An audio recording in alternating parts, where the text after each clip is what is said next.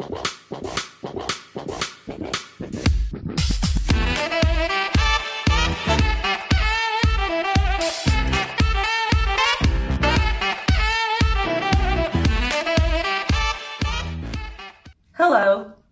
and welcome to the first episode of the ELECTIVE vlog entitled A as in Amputation. Before I get to the actual content of the episode, I'd like to address a couple of technical things. One, as I'm sure you can tell, English is not my native language. So my apologies for all the grammatical, lexical, and pronunciation mistakes that I'm going to make. Still, I will do my best to speak my best English to you. So why did I decide to make episodes in English? Whereas my native language is Polish, I was born and live in Poland. However, my surgery and a huge part of my rehab and adaptation after my amputation, all of that took place, a huge part of that took place in the US, and I have a lot of English-speaking friends. Also, more than half of my followers on Facebook are English-speaking users.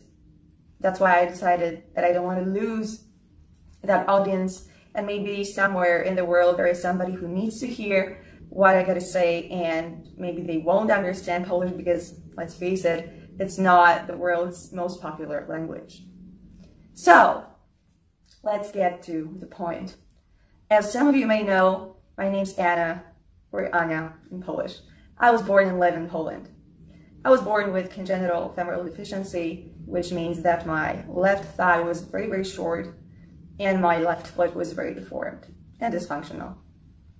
My childhood was a time of repetitive reconstruction and limb lengthening procedures, surgeries, which unfortunately did more harm than good, destroying every consecutive segment of my limb. By the age of 9, all that was left of my limb could only be put into a very primitive, stiff one-piece pseudo-prosthetic brace that I would slide my whole limb into, and that would have an artificial prosthetic foot at the end, and I would walk in a kind of a prosthetic leg like that for over 20 years. I struggled to fit into seats, in a car, in the streetcar, at the movies, in the theater, on an airplane. And I did cover all that with wide enough oversized clothing. Like I only wore long skirts and dresses. I didn't want to show my limb or my prosthetic. I didn't accept my leg at all because of how deformed it was. Mostly, not just dysfunctional, but deformed. And I didn't accept my body because of my leg. Because I couldn't really separate those two things. Well, to some point, at least. And I knew that it's not the way it should be, and I couldn't imagine my life to be like this forever, like till the end. As an adult person, I started looking for solutions, some kind of medical treatment, both in Poland and abroad. So I consulted many, mostly orthopedic surgeons, either in person or via email. And I was around 2021 when I first heard the word amputation in a doctor's office. And I was furious. It was outrageous to me that my limb it was outrageous that my limb had been destroyed to such an extent, and now they're proposing me to amputate part of what was left of it. However, the idea behind the amputation was to reshape my limb into a thigh that would be more appropriate to be put into a standard prosthetic leg with a socket and a bending knee, some kind of a bending knee mechanism, so that I don't have a stiff leg anymore. Well, as I've already mentioned, I didn't like the idea at first at all. So years passed, I had more and more consults. I consulted the world's leading limb lengthening surgeon from Florida. And I have come across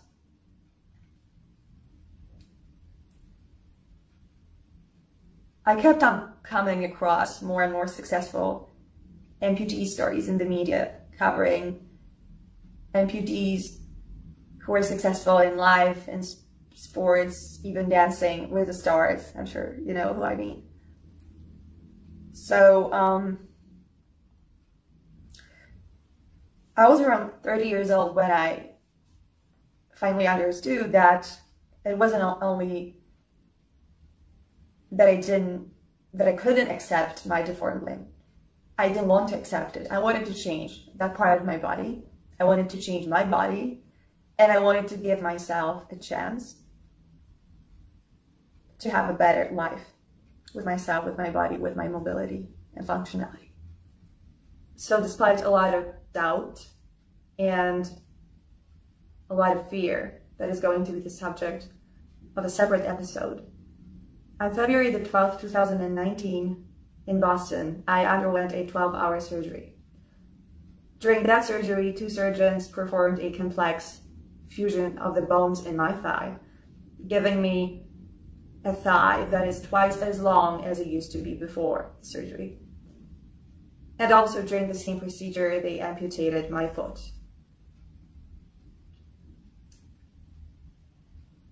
Why the surgery happened in Boston is also going to be the subject of a separate episode, as it just so happens that going through the surgery, I became patient 15 in a bionic limbs project that is a joint effort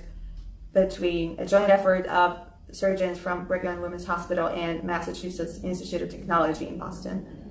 And I became the first European patient to be able to receive a surgery that will allow me to use a bionic limb someday, hopefully. That is going to be the topic for a later episode.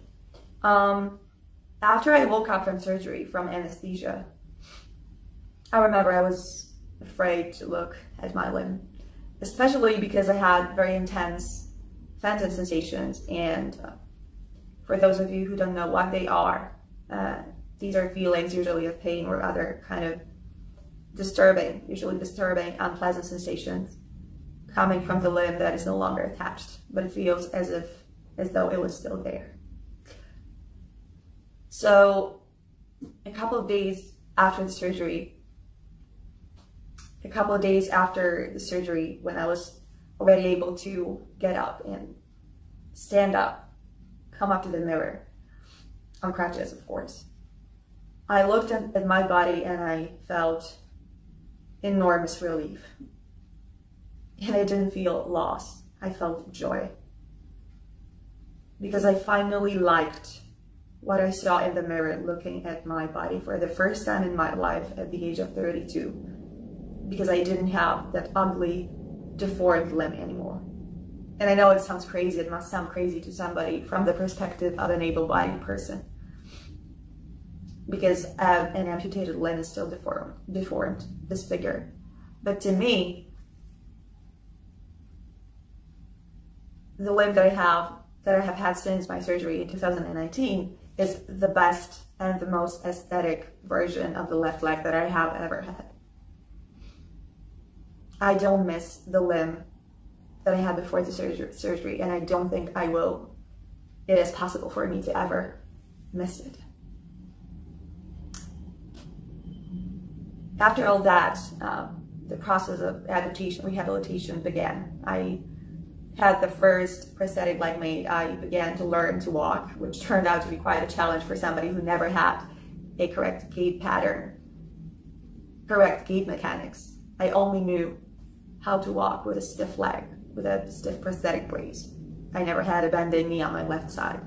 So the process of adaptation is still in progress. It has begun a year ago when I received the first prosthetic leg, and it's still in progress. And there have been a lot of moments when I had a lot of doubt.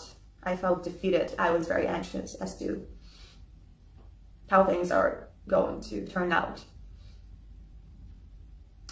But I'm confident I can tell you today that my life began. I started a new life after my amputation. Thanks to my adaptively abled friends, I began to do CrossFit. I I went into rock climbing. I tried body surfing in the Atlantic Ocean in Maine in the US. I'm able to ride a bicycle, for now the exercise bike, but hopefully I will be able to learn to ride a regular bike as well. I have met and I keep on meeting amazing people who have changed my perception of ability and disability forever. And I couldn't be more grateful for all that. So it's only been for the last couple of months that I can sincerely and honestly answer the question, would you do it again? Yes, I would do it again. Would I like some things to be better than they are? Of course I would. I would prefer to be an amputee without having phantom sensations. I'm going to address the subject later in one of the following episodes.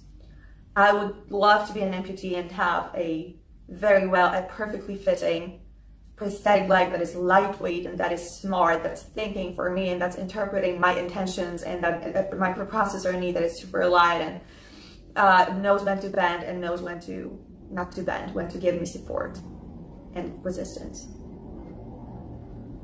I know that some things could have gone better, some things could be better than they are today, but still, I'm happy with the result. Because before my surgery, I had 3 goals. What the surgery was supposed to give me was 1, to get rid of a stiff leg, so to improve my functionality.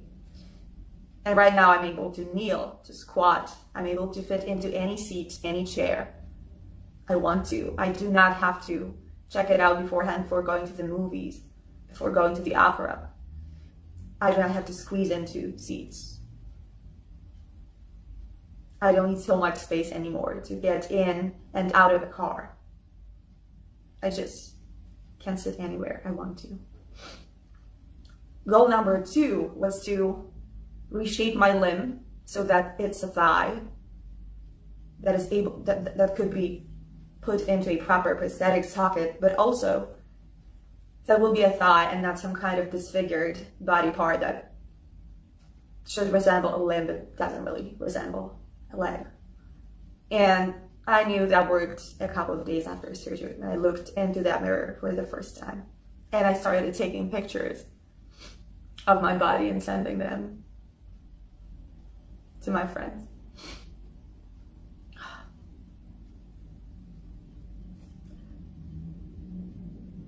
Goal number 3 was to improve my walking range and my gait. So I wanted to have a more natural gait with a bended knee, not to drag my stiff leg anymore with me. And I wanted to be able to increase my walking range so that I can cover longer distances with no or minimal pain. Because I knew I was going to have a prosthetic that was going to be more comfortable and better fitting. Unfortunately, this goal hasn't been met yet. So yes, my gait did improve because I'm not dragging the stiff leg anymore. But I have a lot of bad habits that I need to work on because I have worked with a stiff leg. I have walked with a stiff leg for over 20 years. And unfortunately, my leg is so destroyed, my limb is so destroyed, my hip joint is destroyed, my muscles are very short because my thigh used to be 10 centimeters long.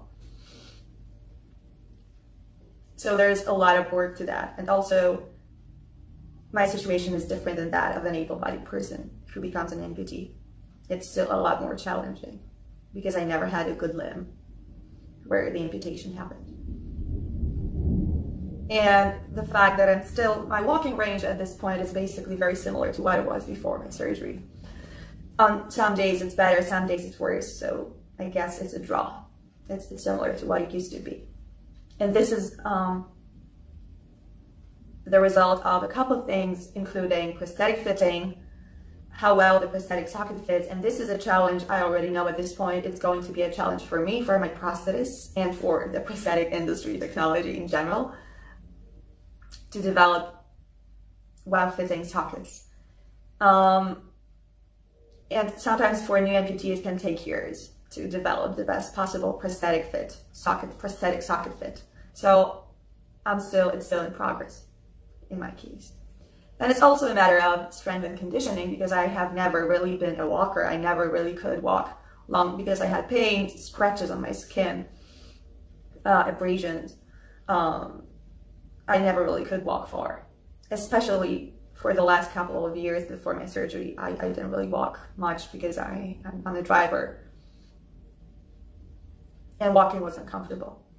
At this point, it's still not as comfortable as I would like it to be, but I do believe that we will solve some things that make it uncomfortable. Maybe not all of them, but we have already solved some problems, and I believe that we will solve those that I'm having at this point. So to me, a 2 out of 3 goals is a good result. And even though I'm going to keep on working on improving things, I believe I don't have problems. I just have stages of looking for solution. So this is it for today. Thank you so much for watching. And I'd like to invite you for episode number 2, B as in bionic. Thank you, and see you next time. Bye-bye.